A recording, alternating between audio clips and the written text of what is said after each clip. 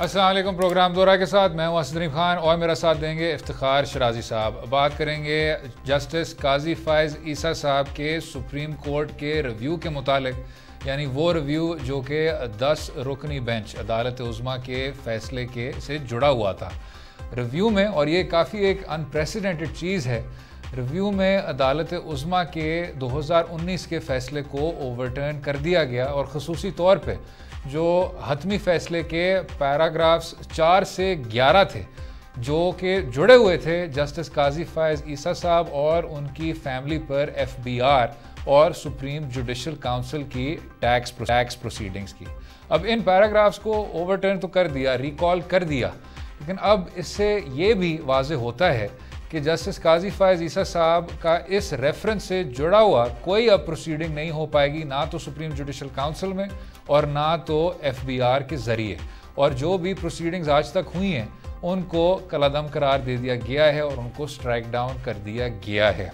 अब इसी सिलसिले में साबिक़ DG FIA बशीर मेमन साहब का ये कहना है कि वज़ीर आज़म इमरान खान साहब और इसी हुकूमत के बहुत सीनियर नुमाइंदों ने उनको ये कहा कि उनको जस्टिस काजी फ़ाइज़ ईसा साहब के ख़िलाफ़ एक रेफरेंस तैयार करना चाहिए, जिस पे वज़ीर आज़म इमरान खान साहब ने ना सिर्फ इस बात की तरदीद की है लेकिन ये भी कहा कि अगर मैं ख़ुद जानता था कि DG FIA इस तरह के रेफरेंस को तैयार नहीं कर सकते तो मैं उनको इस तरह की इंस्ट्रक्शंस क्यों देता।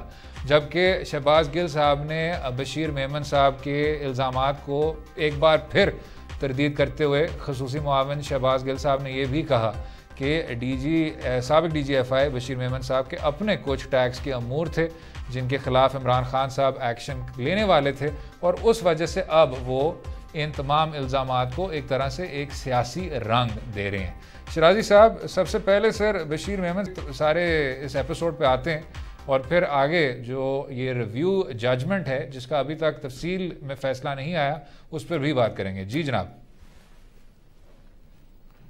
जी, मेरा ख़्याल में बशीर मेमन साहब अगरचे उनको मेरा ख़्याल में कमो बेश अब 2.5 बरस का अरसा हो चुका है मुलाजमत से रिटायर हुए, और इस दौरान वो खामोश रहे और उसके बाद उन्होंने खामोशी बीच में भी थोड़ी बहुत तोड़ी। आपको याद होगा कि एक यूट्यूबर को भी इंटरव्यू के अंदर उन्होंने इस तरह की गुफ्तगू की और फिर एक मेन स्ट्रीम मीडिया के अंदर उन्होंने एक चैनल को इंटरव्यू के अंदर इस तरह की बातें की जिसमें ये तासुर दिया गया कि जब वो DG FIA थे तो उस वक्त prime minister of Pakistan Imran Khan साहब ने उनको मजबूर करने की कोशिश की कि कुछ ऐसे इकदाम किए जाए उनके मुखालफिन के ख्याल बकौल उनके कि जो बुनियादी तौर पे मेरिट पे नहीं आते थे वो केसेस बनाने के लिए उनके ऊपर एक दबाव डाला गया। तो एक तो मेरा ख्याल में असद इस मुल्क की तारीख़ के ऊपर अगर नज़र दौड़ाएँ तो मैं पिछले दिनों भी एक महफिल में ये बात कर रहा था कि मौलवी तमीज़ुद्दीन केस से ले के जुल्फ़िकार अली भुट्टो की फांसी तक और उसके बाद बेनज़ीर भुट्टो और दीगर सियासतदानों के ख़िलाफ़ जो केसेस बने और उसके बाद उन्होंने खुद साख्ता जलावतनी इख्तियार की, तो ये सारे के सारे काम इस मुल्क के अंदर कौन करता रहा है? इस मुल्क के अंदर जुडिशरी के लोग थे जो इस सारे अमल के अंदर शरीक थे, या इस मुल्क के अंदर ब्यूरोक्रेसी और पुलिस के लोग थे कि जो इन मुकदमात को बनाने में अपना रोल प्ले करते रहे? तो ये जो बशीर मेमन साहब के इंटरव्यू को लोग एक इंकशाफ के तौर पर पेश कर रहे हैं, मैं तो इसके ऊपर बड़ा हैरान हो रहा हूँ। ये तो तासुर ये दिया जा रहा है कि इस मुल्क के अंदर कोई अनहोनी बात हो गई। भाई कहाँ अनहोनी बात हुई है? इस मुल्क के अंदर इस तरह के वाक़यात की तारीख भरी पड़ी है भाई। लोगों ने अपने कांधे पेश किए हैं, लोगों ने गैर कानूनी गैर आइनी इक़दामात के लिए अपना कांधा पेश किया है, अपनी पोजीशन को पेश किया है। तो मैं नहीं समझता कि बशीर मेमन साहब कोई नई बात कर रहे हैं। रह गया मामला ये कि जब वो DG FIA थे और उनको मजबूर किया जा रहा था गैर कानूनी इक़दामात के ऊपर, तो अखलाकियात का और उनकी खुद जो उस वक्त पोजीशन थी उसका तकाजा ये था कि न सिर्फ उन्होंने इनकार तो किया, बड़ी अच्छी बात, बट वो चाहते कि उनको इस पोजीशन से हटा दिया जाए, किसी और को लाया जाए, या कम से कम पब्लिकली आके उस बात का इजहार करते कि उनको मजबूर किया जा रहा है। ऐसा तो हरगिज़ उस वक्त उन्होंने नहीं किया। उन्होंने अपनी मुद्दत मुलाजमत मुकम्मल की और फिर रिटायरमेंट पर भी चले गए। तो अब इन बातों का जिक्र करना बड़ी अजीब बात है। और दूसरा ये है कि असद जब आप सरकारी मुलाजिम होते हैं तो आप जब हुकूमत वक्त के साथ या अपने बॉसेस के साथ इंटरेक्ट करते हैं तो बहुत सारी चीज़ें ऐसी होती हैं कि जो बहरहाल जॉब सीक्रेट के ज़ुमरे में आती हैं, स्टेट सीक्रेट के ज़ुमरे में आती हैं, नेशनल इंटरेस्ट में होती है चीज़ें कि जिनको आप बात में रिवील नहीं कर सकते।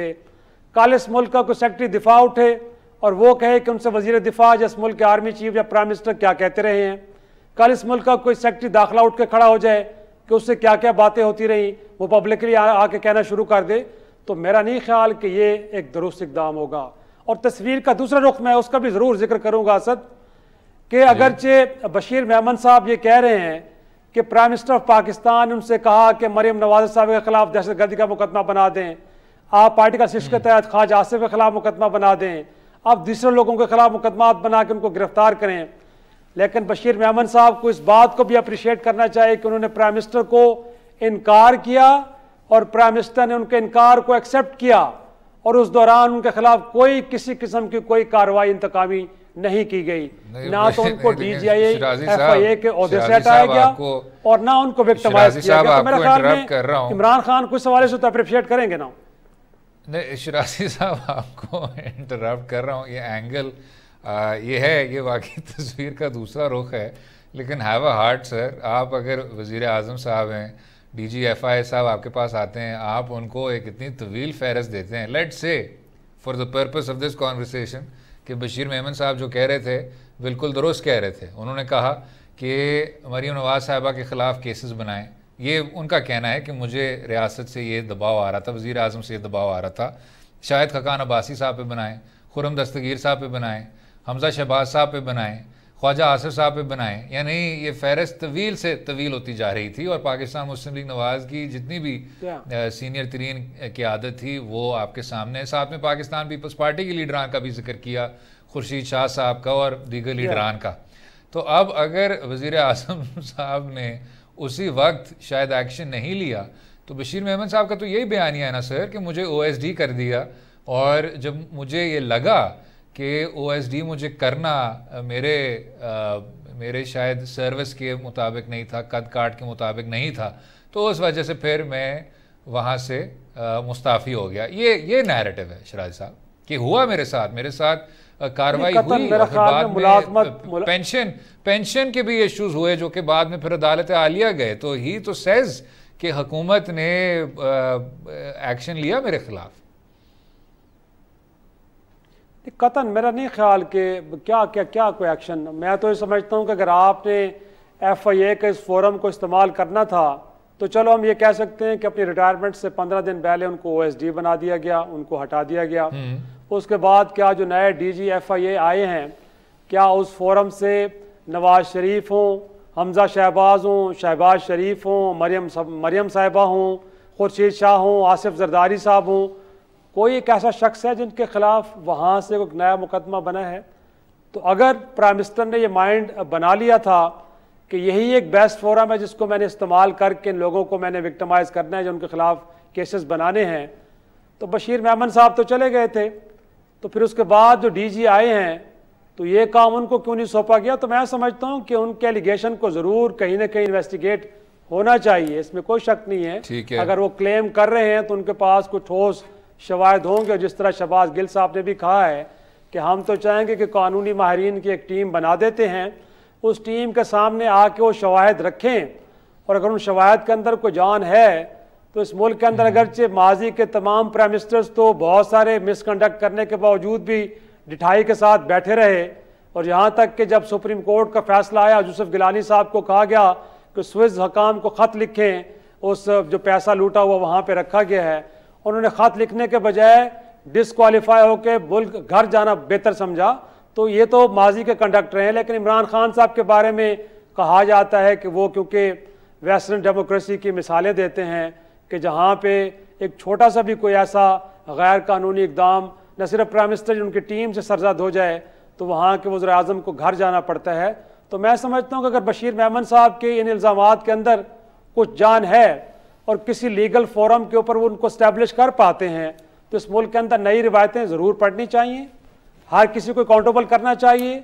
ऐसा नहीं होना चाहिए कि जो प्राइम मिनिस्टर हो, जो प्रेसिडेंट हो, या किसी और ताकतवर ओहदे पे बैठा हो, उन लोगों को क्वेश्चन ना किया जा सके।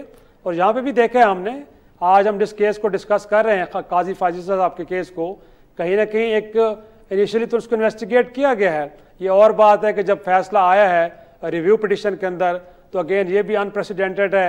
आप तो खुद कानून के तालिब इल्म है असद कि इस मुल्क के अंदर बड़ा कम होता है कि जब रिव्यू पिटिशन आए तो उसके अंदर फैसले तब्दील हुए जाएं, क्योंकि कहा यह जाता है, जो कानूनी माहिरीन ये कहते हैं कि रिव्यू के अंदर सिर्फ कॉमा फुल स्टॉप इन चीज़ों की गलतियों को देखा जाता है। या कम अज़ कम कोई ऐसा फैक्ट आप अदालत के सामने लेके आएँ कि जो सारे के सारे केस की नौयत को बदल के रख दे, तो फिर हम समझते हैं कि रिव्यू के अंदर चीज़ें तब्दील हो जाती हैं। लेकिन यहाँ पे कोई ऐसे फैक्ट्स तो सामने नहीं आए कि जिसने पूरे के पूरे केस के कॉन्टेक्स्ट को तब्दील किया हो। लेकिन उसके बावजूद भी हमने देखा है कि रिव्यू के अंदर वो जज साहबान के जिन्होंने फैसला कुछ पहले ये दिया था कि अगरचे हम सदारती रेफरेंस को तो क्वैश करते हैं, लेकिन फाजिसा के जो और उनकी फैमिली के जो बाहर पड़े असासे हैं उनसे मुतालिक जो मनी ट्रेल है उसको ज़रूर इन्वेस्टिगेट होना चाहिए। और FBR को काम सौंपा भी गया। ये भी कहा गया कि 3 माह के अरसे के अंदर इस सारे मामले को इन्वेस्टिगेट करके तो लाया जाए, और अगर उसमें कुछ होगा तो फिर सुप्रीम जुडिशल काउंसिल इस मामले को देखेगी। लेकिन फिर उसी बेंच ने न सिर्फ इस सारे प्रोसेस को कलअदम करार दिया, बल्कि फैसले में यह भी लिख दिया गया क्या कि इस फैसले को ना तो सुप्रीम कोर्ट इवन के सुप्रीम जुडिशल काउंसिल के फोरम पे भी नहीं चैलेंज किया जा सकता। तो मेरे ख्याल में मेरा नुक्ता यह है कि इस मुल्क के अंदर वो लोग कि जो पब्लिक ऑफिस होल्ड करते हैं या जिनके पास ऐसे आईनी ओहदे हैं, उनको ज़रूर अपने आप को अकाउंटेबल करना चाहिए, और जहाँ जहाँ से इस तरह का इनिशिएटिव लिया जाए उसको बड़े खुले दिल के साथ कबूल करना चाहिए और उसका हिस्सा बनना चाहिए। रादर ये कि इसके अंदर पॉलिटिक्स को ले आके ब्लेम गेम होनी चाहिए। सर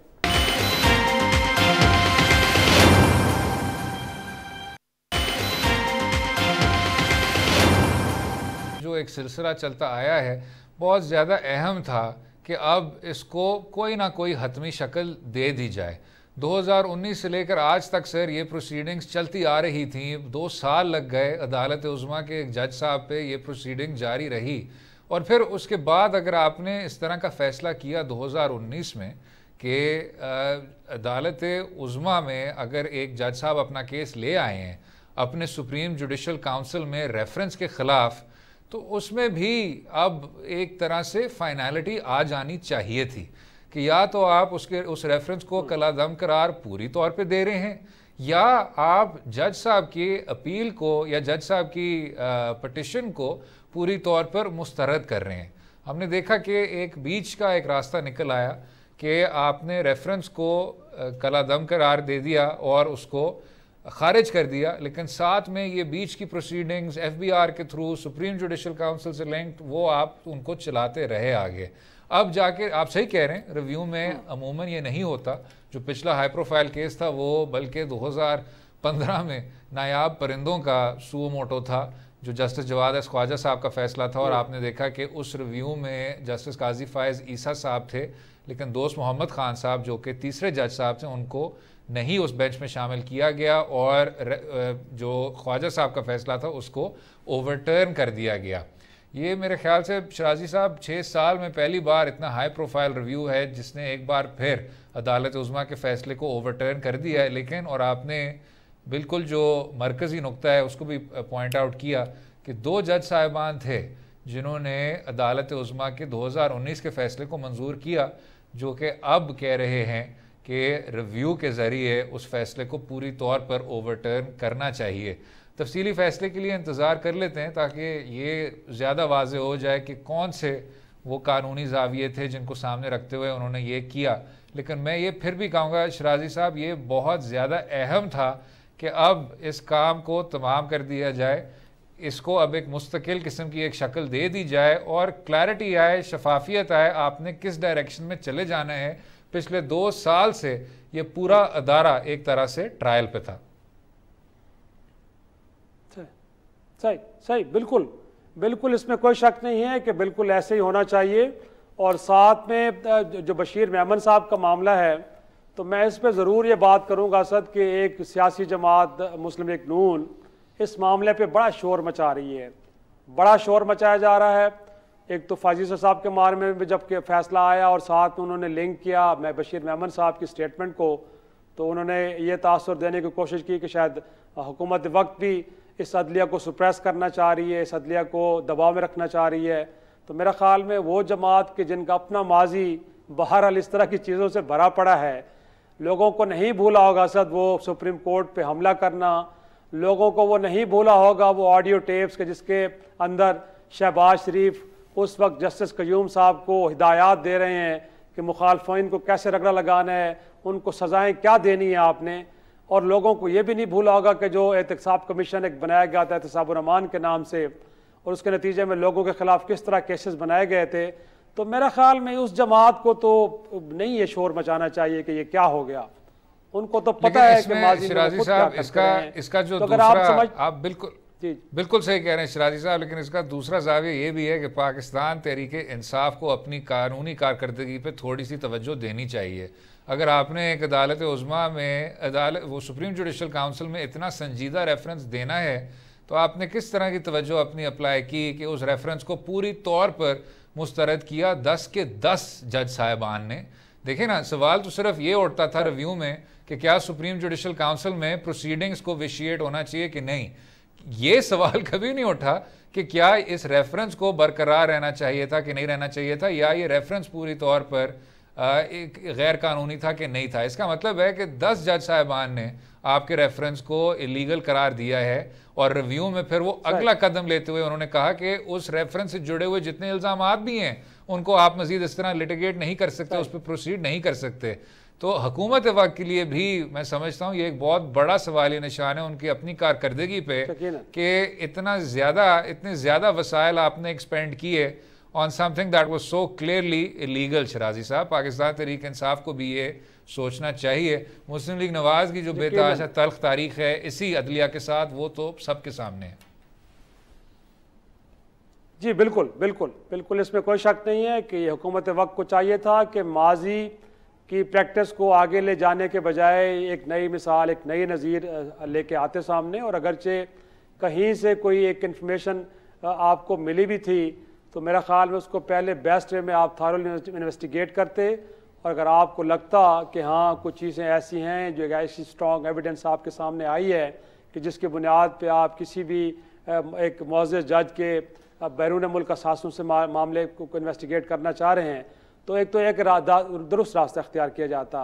और फिर जो प्रेसिडेंट के ऑफिस के ऊपर बार बार सवाल उठता है कि गोया के जो प्रेसिडेंट है वफाक की अलामत हैं, और उनका काम यह है कि कोई उनके पास जब इस तरह का कोई रेफरेंस आए तो वो अपना माइंड अप्लाई करें, गोया कि वो भी देखें कि क्या चीज़ों को मेरिट पे देखा गया है, और उसके बाद एक ड्यू प्रोसेस को फॉलो करने के बाद चीज़ें उनके ऑफिस तक पहुंची हैं।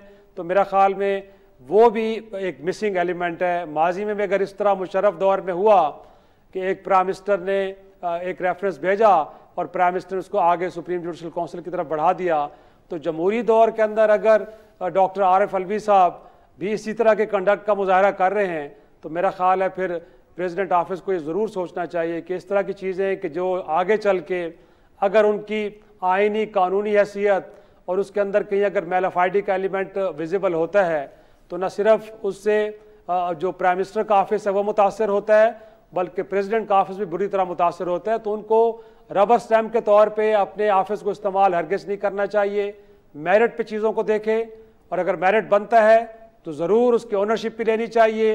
रात की तारीकी में या चुपके से अटॉर्नी जनरल के ज़रिए इसको नहीं भिजवाना चाहिए, पब्लिकली अनाउंस करके भेजना चाहिए ताकि तासुर ये मिले कि हम चाहते हैं इस मुल्क के अंदर हर किसी को अकाउंटेबल होना चाहिए, और हम इस प्रोसेस को दिन के उजाले में इनिशिएट कर रहे हैं, रात की तारीकी में चुपके से नहीं कर रहे। जब आप ऐसा करते हैं, जब किसी एक मीडिया रिपोर्ट के ज़रिए, किसी एक अखबार की खबर के ज़रिए ये लोगों को इल्म होता है कि इस तरह का कोई रेफरेंस दायर किया जा रहा है, तो फिर उससे शकूक व शुबात जन्म लेते हैं और उससे ये तासुर तकवीत पकड़ता है कि फिर फैसले कहीं और हुए हैं और किसी एक ऑफिस को इस्तेमाल किया जा रहा है क्योंकि आईनी ज़रूरत है, और उस ऑफिस के जो होल्डर है उसने अपने माइंड को उस अंदाज में अप्लाई नहीं किया जैसा करना चाहिए। तो बिल्कुल ये बातें बड़ी दुरुस्त है कि कम अज़ कम हम उम्मीद कर रहे थे कि मुस्लिम पाकिस्तान तहरीक इंसाफ इस तरह के कंडक्ट का मुजाहरा नहीं करेगी। ऑन द लाइटर साइड शराजी साहब, क्योंकि आपने उस सुनहरे जमहूरी दौर का जिक्र किया परवेज़ मुशर्रफ साहब के दौर का, तो उसमें कंपैरिजन शायद इस तरह थोड़ा सा मुख्तलिफ हो जाता है कि वो पहला सुप्रीम जुडिशल काउंसिल में रेफरेंस मूव हुआ था, तारीख में पहला रेफरेंस मूव हुआ था, जो कि जज साहब को बरतरफ करने के बाद, जज साहब को हटाने के बाद मूव कर दिया गया था। तो वहाँ मेरे ख्याल से जवाब पहले दिया जाता था और सवाल बाद में पूछा जाता था। बेहतर है कि पाकिस्तान तहरीक-ए-इंसाफ, जिनको वैसे उस तरह तो शक नहीं किया जा सकता, काबीना उनकी आधी पाकिस्तान मुस्लिम लीग काफ के अरकान से ही भरी हुई है। परवेज़ मुशर्रफ साहब को भी अच्छे अच्छे अल्फाज में याद किया जाता है। उनकी ट्रायल के वक्त भी जो PTI के सीनियर अफसरान की, सीनियर नुमाइंदों की कारकर्दगी थी वो आपके सामने है। तो कभी कभी शराजी साहब ऐसे लगता है कि शायद मुशर्रफ साहब के दौर से पूरी तौर पर ला ताल्लुकी का ऐलान PTI ने नहीं किया, जिस तरह पाकिस्तान मुस्लिम लीग नवाज अभी भी ज़ियाउल हक साहब की मिरास का एक बुनियादी हिस्सा बनी हुई है। क्या कहते हैं? मुझे लगता है, और ना ये लगता है कि ये ताल्लुक टूट भी नहीं पाएगा। ज़ाहिर सी बात है, बहुत सारे लोग ऐसे हैं कि जिन्होंने वहाँ से अपने पॉलिटिकल करियर का स्टार्ट लिया या उन्हीं लोगों के साए के नीचे उन्होंने अपने सियासी सफ़र का आगाज़ किया। और बहुत सारे तो लोग, बिल्कुल आप ठीक कह रहे हैं कि टीम के अंदर भी वो लोग मौजूद हैं कि जो उस वक्त उन लोगों की उन हुकूमतों का हिस्सा रहे हैं। तो मुझे नहीं लगता कि शायद इस ताल्लुक़ से जान छुड़ा पाएंगे और कोई एक नया पॉलिटिकल कल्चर इस मुल्क के अंदर परवान चढ़ पाएगा। ये चीज़ें इसी तरह इनका पीछा करती रहेंगी और ये इन्हीं के असीर रहेंगे, इन्हीं के साथ चलना पड़ेगा। क्योंकि आपको अगर कुछ नया करना है तो उसके लिए ऐन मुमकिन है कि फिर आपको बहुत बड़ी कुर्बानियाँ देना पड़ें और फिर आपको भी लगता है कि कहीं बैक सीट पे जाना पड़े और कुछ और लोगों को आगे लाना पड़े। और इस मुल्क के अंदर आपको पता है असद कि हर कोई बहरहाल बातें जो भी करे, लेकिन इक़्तिदार की कुर्सी से चिमटा रहना चाहता है और इक़्तिदार की कुर्सी से चिमटा रहने के लिए उन्हें शरफ की बाक़ियात के साथ चलना पड़े या जनरल ज़ियाउल हक की बाक़ियात के साथ चलना पड़े, चलने के लिए तैयार हो जाते हैं। जाते जाते शराजी साहब, वक्फे से पहले ये जो आपने कहा कि इक़्तिदार से ज़्यादा ही वो हो जाती है, लगाव हो जाता है, असद उमर साहब का अभी जो रिसेंट कहना था कि वज़ीर आज़म इमरान खान साहब को आप ब्लैकमेल नहीं कर सकते, इशारा उनका पंजाब की तरफ नहीं था। उनका किस्सा एक खैबर पख्तूनख्वा की हुकूमत से जुड़ा हुआ था कि वहाँ जो कुछ नाराज़ अरकान थे, इमरान खान साहब ने उनको कहा था कि जी असम्बलियों को मैं डिज़ोल्व कर दूँगा, अपनी सूबाई असम्बली को डिज़ोल्व कर दूँगा, लेकिन आपके ब्लैकमेल में मैं नहीं आऊँगा। तो उस पर भी शराजी साहब जाते जाते कोई अपनी राय का इजहार कीजिए। मेरा ख्याल में ये बड़ा लाउड एंड क्लियर मैसेज होना चाहिए और यही एक नए कल्चर को तरवीज देने के लिए बड़ा ज़रूरी है कि अब अपनी टीम के लोगों को, जो बिल्कुल इसमें कोई शक नहीं है कि वहाँ पे आतिफ खान साहब और इस तरह के दीगर लोग, उन्होंने रिसेंट पास के अंदर एक कोशिश की थी कि वो कोई अनड्यूस एक तरह से स्पेस लेना चाह रहे थे, तो वहाँ उनको शटअप कॉल दी गई। तो ये ज़रूरी है कि आप अपनी पार्टी से, अपने घर से ही एक अच्छे पॉलिटिकल कल्चर का आप शुरुआत करें। और बिल्कुल ठीक है, बजाय कंप्रोमाइज्ड वे में आप हुकूमत करें जिसमें आप डिलीवर भी ना कर पाएँ, सिर्फ आप कुर्सी पे बैठे हों, तो बेहतर यह है कि फिर आप असम्बलियाँ डिज़ोल्व करें और नए इलेक्शन की तरफ जाएँ। मुमकिन है कि अगले इलेक्शन के अंदर आपके साथ बड़े अच्छे लोग खड़े हों कि जो बहरहाल इस बात पे यकीन ना रखते हों कि जब इक़्तिदार में आएंगे तो उसके मज़े लेंगे और पर्सनल बेनिफिट्स के लिए पोजीशन को इस्तेमाल करेंगे, बल्कि पब्लिक वेलफेयर के लिए काम करेंगे। तो यही तरीका होता है जिसके ज़रिए से मेरे ख्याल में सिस्टम रिफॉर्म भी होता है और अच्छे लोग आगे आते हैं। चलें, इसी पर वक्फे के बाद गुफ्तगू जारी रहेगी। स्टे विद अस।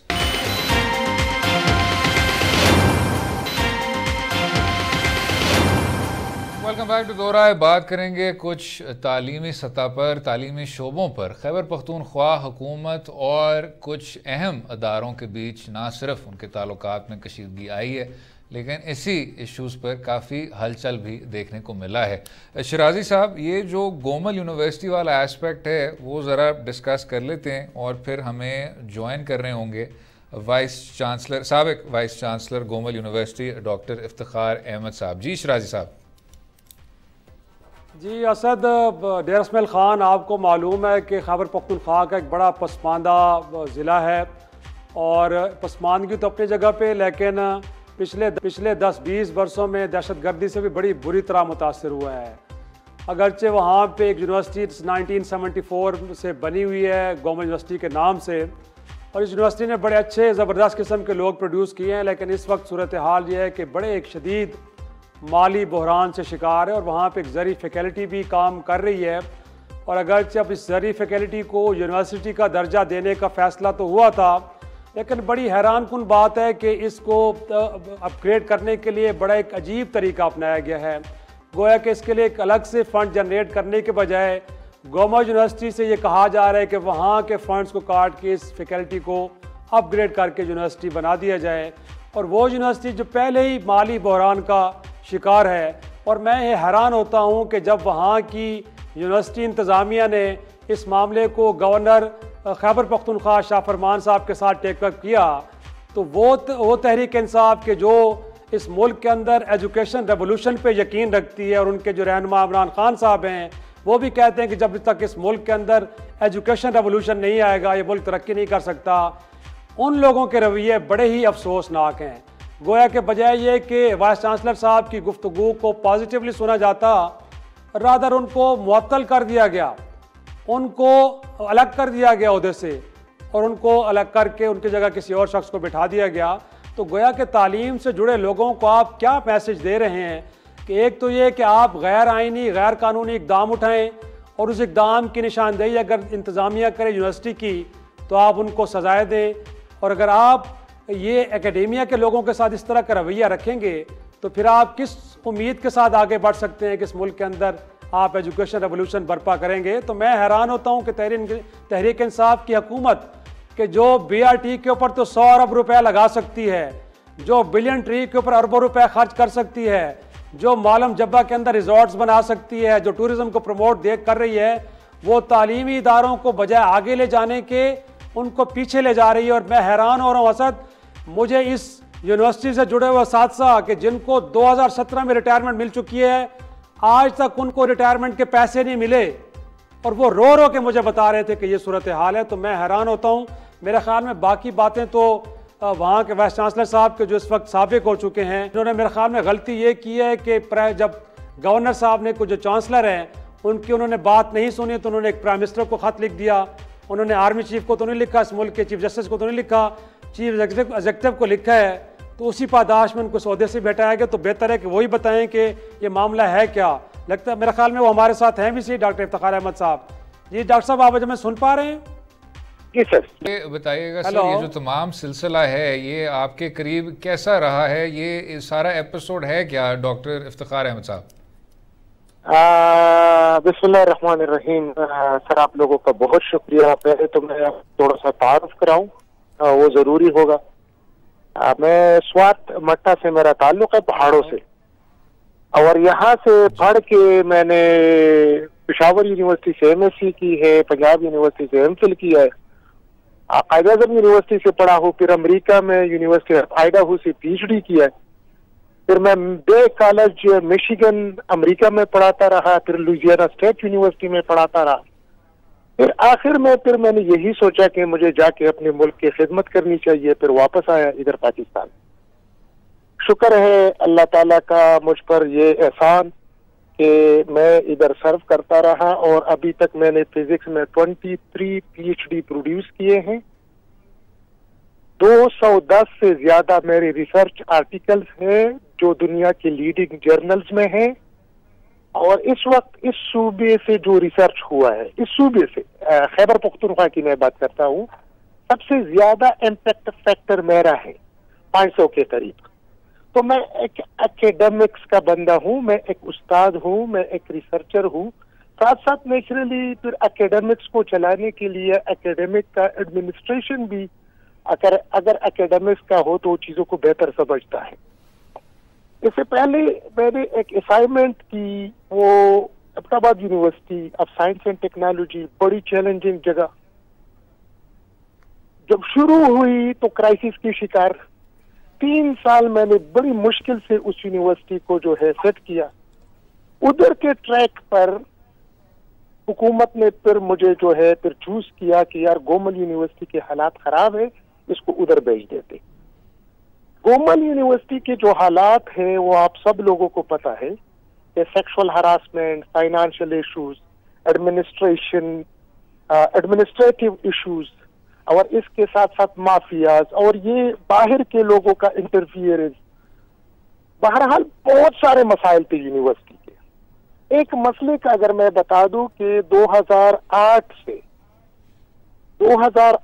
से 2016 तक जितने लोगों ने BSc की डिग्री की थी, कोई भी बंदा डिग्री लेने के लिए तैयार नहीं था। अगर आता था तो हम कहते थे कि तुम्हारी डिग्री फेक है, चीजें इतनी खराब थी। बहरहाल वो सारी चीजें अल्हम्दुलिल्लाह अल्लाह ने करम किया और वो सारी चीजें सेट हो गई। 1 साल के अरसे में यूनिवर्सिटी में जितनी भी मसाइल पे, हरासमेंट के मसाइल पर कंट्रोल हमने हासिल किया, इसी तरह एडमिनिस्ट्रेटिव प्रॉब्लम्स पर कंट्रोल हासिल किया, इसी तरह जितनी भी माफिया थे उनको कंट्रोल किया। पहली यूनिवर्सिटी है जिसमें स्टूडेंट पॉलिटिक्स को टोटली हमने इरेडिकेट किया, खत्म किया। फैकल्टी के यूनियन को हमने टोटली खत्म किया और इसी तरह स्टाफ के सारे पॉलिटिक्स को हमने खत्म किया और ऐसे खत्म किया कि लोगों को एतमाद में लिया।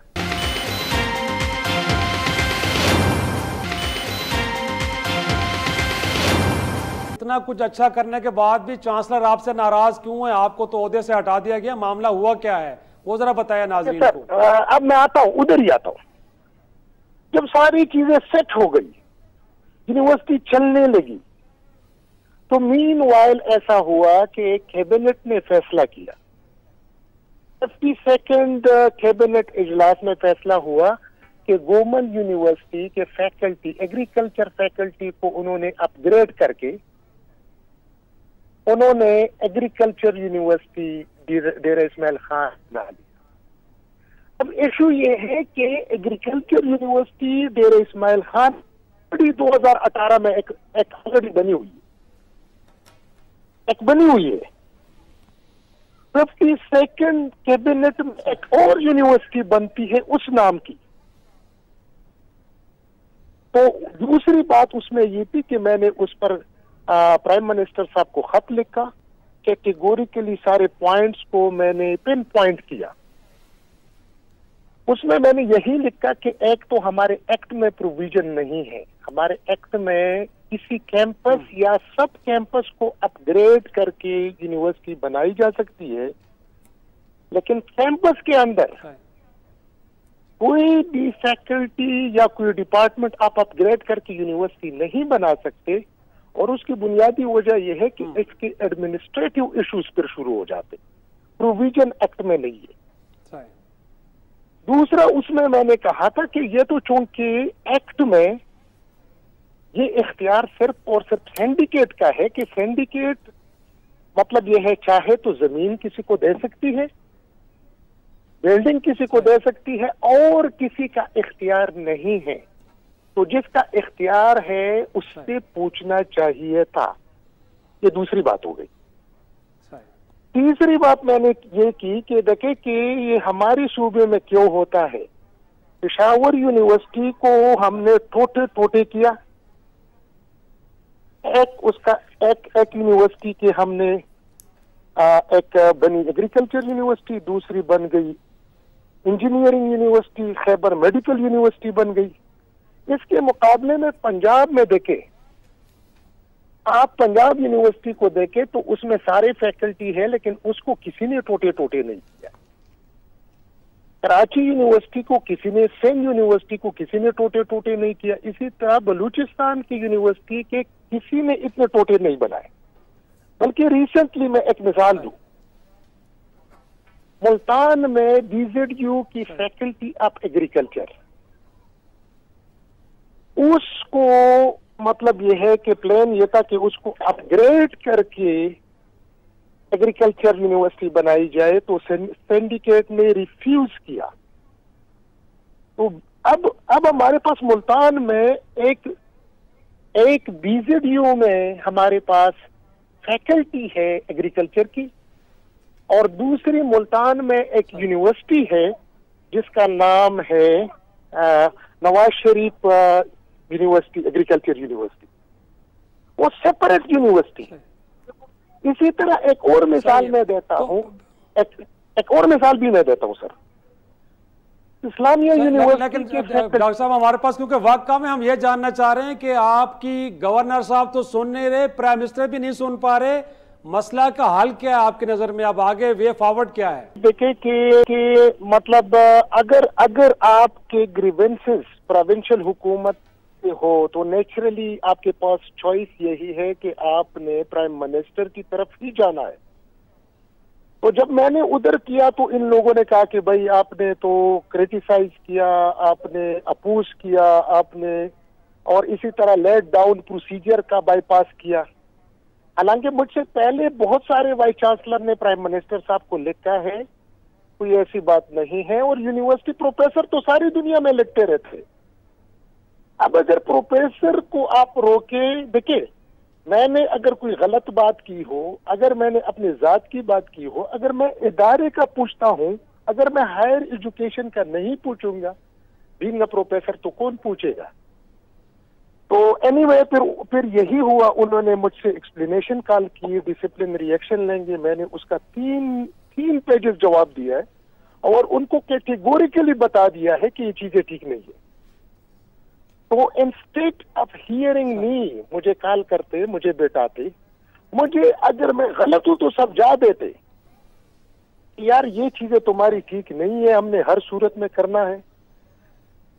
मीनवाइल मैंने ऐसा किया कि मैंने रिजिग्नेशन दे दिया, इनको वे आउट दे दिया कि भाई मुझे फारिग कर दो आप लोग, अगर इस यूनिवर्सिटी को आप लोग टुकड़े करना चाहते तो कर ले। तो मेरे रिजिग्नेशन को भी उन्होंने एक्सेप्ट नहीं किया और मुझे 90 डेज फोर्स्ड लीव पर भेज दिया। फोर्स लीव पे भिजवाया। तो आप अब अदालत का रास्ता चुन रहे हैं, दरवाजा खटखटा रहे हैं अदालतों का, क्या करने जा रहे हैं डॉक्टर साहब? मैं अदालत में देखे कि इंसाफ के लिए जाऊंगा और मुझे पूरा यकीन है इधर पाकिस्तान में जस्टिस पर मुझे पूरा यकीन है, कोर्ट इंसाफ करेगी। मैं मतलब ये है कि मेरी जात की कोई बात होती तो मैं सरेंडर कर देता, लेकिन इदारों की बात है, इदारे अगर तबाह हो जाते हैं हायर एजुकेशन की तो हमारा कोई फ्यूचर, हमारे बच्चों का फ्यूचर, इस मुल्क का फ्यूचर वो फिर नहीं रहेगा। इसी नोट पर कंक्लूड करना होगा। बहुत बहुत शुक्रिया प्रोफेसर डॉक्टर इफ्तिखार अहमद साहब, साबिक वाइस चांसलर गोमल यूनिवर्सिटी। बहुत तफसील में उन्होंने बताया कि यह मसला क्या रहा है और कितना ज़्यादा ज़रूरी है कि खैबर पख्तूनख्वा की हुकूमत तमाम तालीमी अदारों को साथ लेके चले, और अगर कोई कोताहियाँ उसको वाज़े होती हैं तो अभी भी उनका हल निकाला जा सकता है। लेकिन इस तरह एड हॉकिज़म के ज़रिए, नोटिफिकेशंस के ज़रिए, और जिस तरह शराजी साहब ने कहा बग़ैर किसी प्रोसीजर फॉलो किए, उससे हमारे अदारे मज़ीद मजबूत नहीं होंगे और आने वाली नस्ल सबसे ज़्यादा मुतासर होगी। उम्मीद है आपको आज का प्रोग्राम पसंद आया होगा। मुझे और शराजी साहब को अपनी राय से भी आगाह कीजिए। अगले हफ्ते तक इजाज़त दें। खुदा हाफ़िज़।